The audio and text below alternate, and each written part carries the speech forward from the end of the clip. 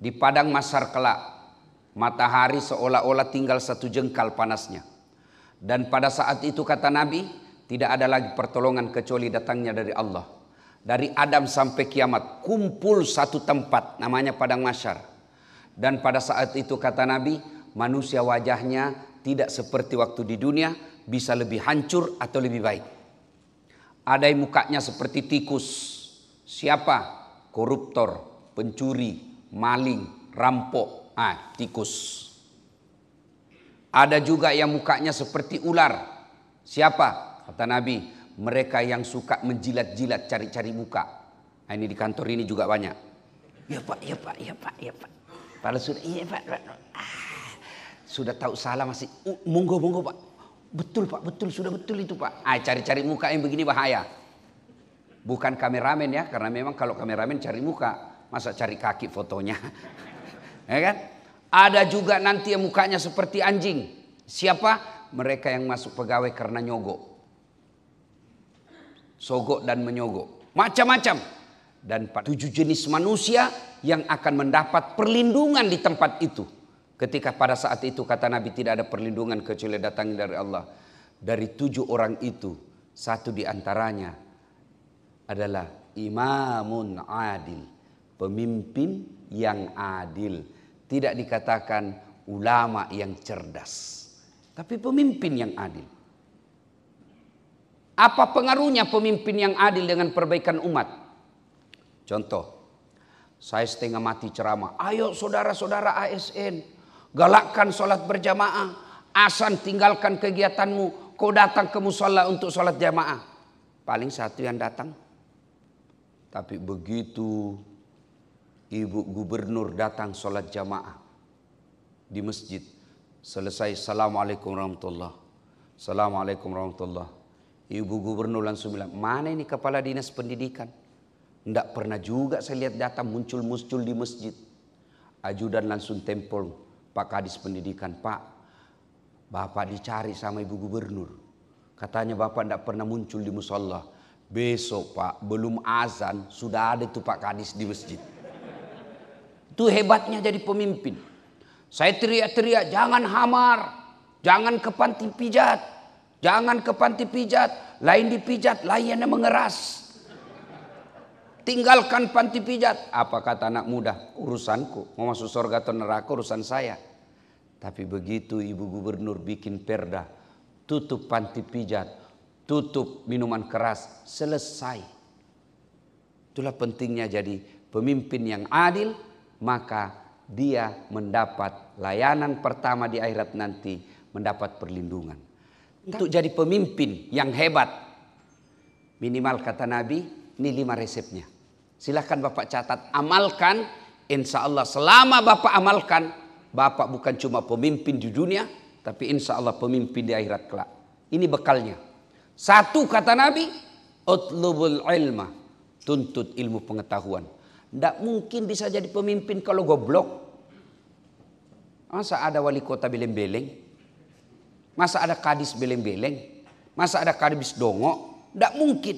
Maka untuk menjadi cerdas, pintunya tuntut ilmu pengetahuan.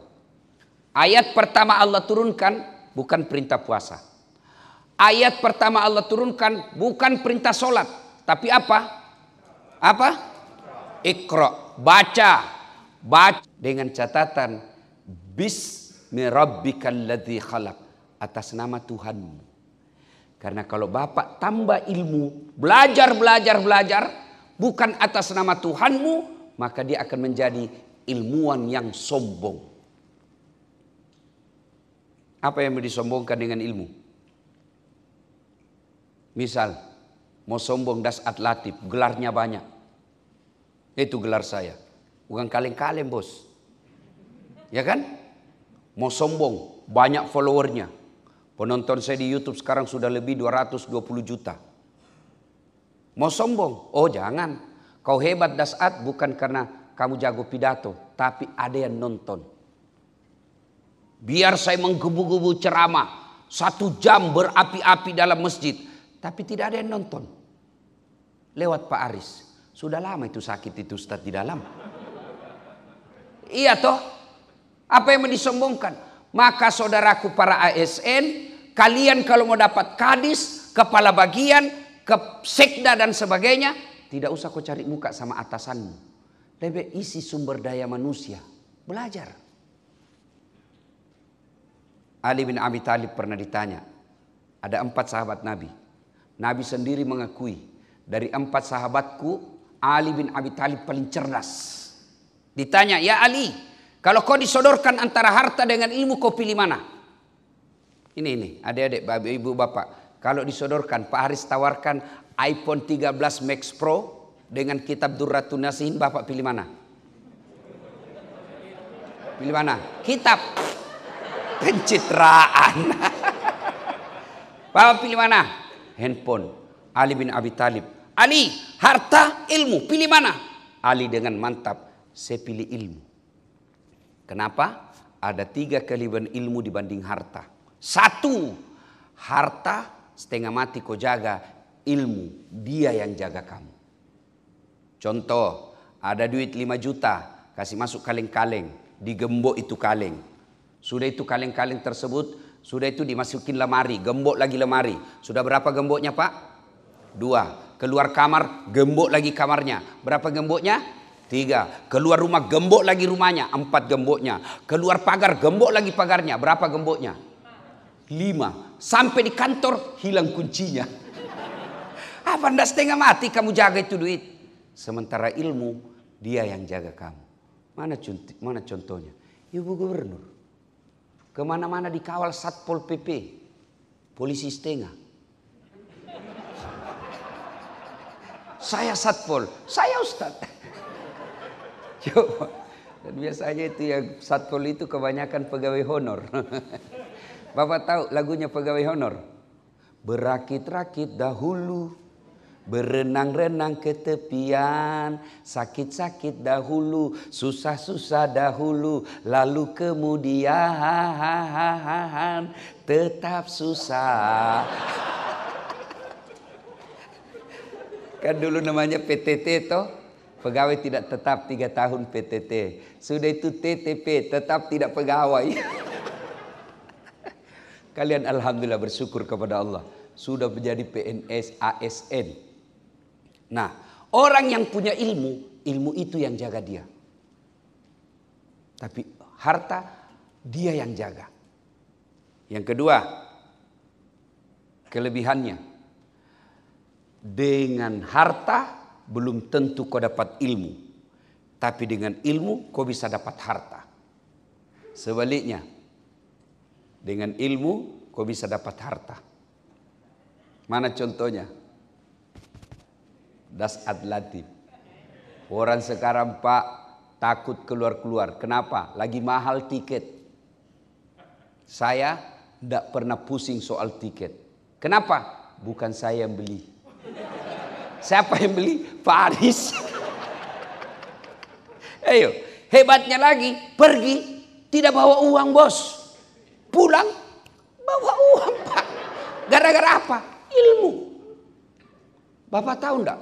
Kenapa penonton saya di YouTube sudah lebih 200.000? Kenapa? Apa karena saya gagah? Enggak. Saya jelek, ceper, pendek. Setiap saya ketemu sama orang, kalau di televisi kita lihat besar, ternyata orangnya aslinya kecil. Bilang kayak ternyata kalian mau diangkat derajat, belajar deh. Belajar.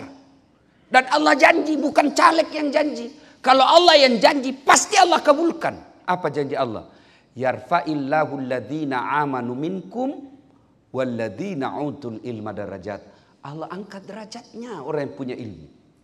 Coba lihat Pak, mau lihat contohnya. Saya meskipun terlambat, Bapak lebih dulu datang. Meskipun saya terlambat, pasti saya duduk di depan. Ustadz, apa Ustadz?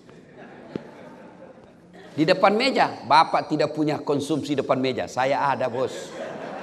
Padahal saya terlambat. Itu baru di dunia Allah sudah buktikan. Beda derajatmu.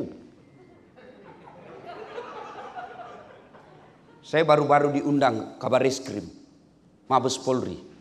Kumpul semua penyidik. Ustadz, kau gaspol. Selesai itu apa kata yang undang saya? Pak Ustadz, tidak ada orang yang berani marah-marah di reskrim Polri sini. Semua orang masuk di sini pegang tangan begini. Kamu datang di sini kau marah-marahi kami, kau maki-maki kami, sudah itu dikasih kau lagi duit. Gara-gara apa? Ilmu. Maka saudaraku ASN, belajar. Pangkat boleh sama, golongan boleh sama, kualitas pasti berbeda. Tergantung persiapan SDM kalian. Tidak ada orang yang hina hidupnya kalau dia belajar dengan baik. Jangan cari jalan pintas. Jalan pintas mau dapat jabatan, cari muka. Kamu dapat mukamu, tapi kau tidak punya harga diri. Kalian kalau mau sukses jadi pemimpin, belajar.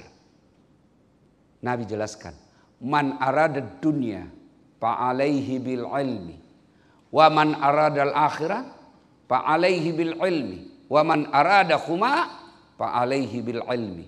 Siapa yang mendaki dunianya dengan ilmu, siapa mendaki akhiratnya dengan ilmu, siapa mendaki dunia dan akhiratnya dengan ilmu pengetahuan. Saudaraku, Bapak Ibu Saudara sekalian, hanya orang malas yang tidak mau cerdas sekarang. Kalau Bapak mau sukses, kata Nabi, ahsin kalamaka, haluskan tutur katamu. Orang bodoh yang tidak mau belajar dari kasus Jakarta. Kasar ngomong tidak ada yang senang, Pak. Makanya saya heran kalau ada orang mengaku ahli agama, tokoh, pakar, belajar soal agama, tapi kasar mulutnya, perlu belajar tentang adab. Maka melayani dengan tutur kata yang lembut memudahkan rezeki. Assalamualaikum Pak. Waalaikumsalam. Mau ngurus apa? Ini dek, saya punya berkas-berkas ini tentang pajak saya tidak lengkap. Oh gampang Pak. Itulah gunanya kami dihadirkan di gaji negara untuk mengurus Bapak. Tenang aja Pak. Bapak duduk di situ, kami yang selesaikan. Dia bahagia, dia senang. Maka begitu selesai urusannya, dek, ini ada pembeli pulsa. Ini sogok? Bukan, ini hadiah. Dan tidak cukup sampai di situ, dia akan sebut sama temannya, kalau kau pergi urus pajak, ada itu namanya ini, si Firman, kau cari dia itu, baik itu, bagus bicaranya. Jangan kau ketemu si Joni, kasar itu, duit aja matanya. Akhlak yang baik. Dan demi Allah, tidak ada orang tidak senang orang tutur katanya lembut. Sebaliknya, tidak ada orang yang senang tutur katanya kasar. Maka menjadi pelayan, abdi masyarakat, tutur kata yang lembut. Kalau Bapak tahu dia muslim, salam dia. Assalamualaikum warahmatullahi wabarakatuh. Tanya dulu kabarnya. Gimana kabar Pak? Baik, alhamdulillah.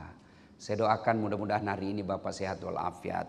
Urusan ini dilancarkan. Selain Bapak gaji dapat tiap bulan, promosi kenaikan pangkat, juga Bapak dapat pahala di akhirat kelak. Kenapa? Karena bekerja dengan akhlak. Kalau Bapak kasar, hanya dapat gaji bulanan, numpuk juga dosa bulanan. Goblok memang kamu. Sudah tahu berkas ini yang dibutuhkan. Kenapa kau tidak bawa? Kau pulang dulu. Oh, viral Bapak. Inilah ASN yang kasar mulutnya. Maka tutur kata yang lembut. Heran kita, tinggi sekolahnya, mulutnya kasar. Heran kita, pelatihan tiap tahun, tapi tetap aja kasar. Berarti itu habis-habisin anggaran saja. Maka ASN yang baik, kalian mau sukses, tutur kata yang lembut. Terutama pimpinan. Kalau Bapak pimpinan harus jadi teladan. Jangan sampai merasa pimpinan kasar sama anak buah.